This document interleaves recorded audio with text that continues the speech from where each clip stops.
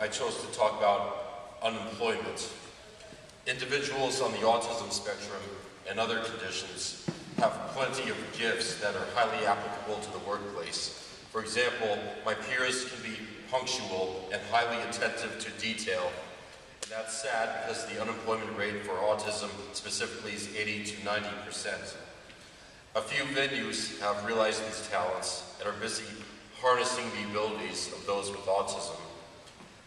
For example, the Israeli Defense Force has the Special Intelligence Unit 9900.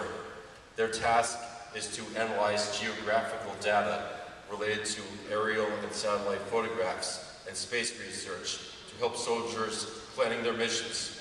Despite these examples, those with autism and other conditions face an uphill battle, including those with very mild disabilities. Sensory issues may produce the occasional meltdowns, like the time I freaked out when an unrelenting fly was buzzing around me in the workplace. An awkward pursuit of a coworker may lead to the draconian consequences of a sexual harassment or stalking allegation instead of chalking it up to a misunderstanding. Instead of claiming that an individual with a disability has failed in life, a better question would be, how could society have failed to give them the best chance possible during the transition into adulthood? The day lingers when I was promptly banned from a middle school after having been ridiculed all day long by some of the students. I fought a long and unsuccessful battle to earn my job back, not merely from bitterness, but because of the dangerous message of intolerance it sent the students. When the resources were provided and learning experiences were allowed to flourish, the results have been phenomenal. I was able to succeed at a funeral home working with people on one of the worst days of their lives.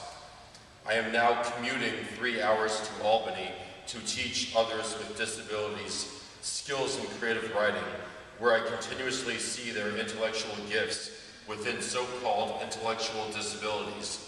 Despite all this success, I am still fighting to get my jobs and my life before back.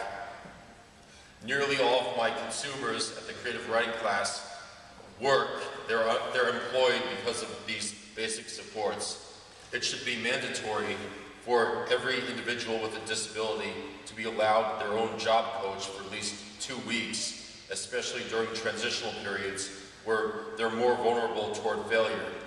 My testimonial also goes out to school district transition staff and the New York State Education Department, who could hire job coaches based on their soft skills related to absolving fears and convincing employers that taking a chance will be an investment for their company as much as the individual themselves.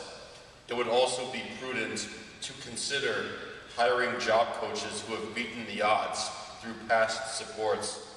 They live with the same or similar challenges as their consumers and are therefore infused with a profound sense of compassion. Thank you for having me here.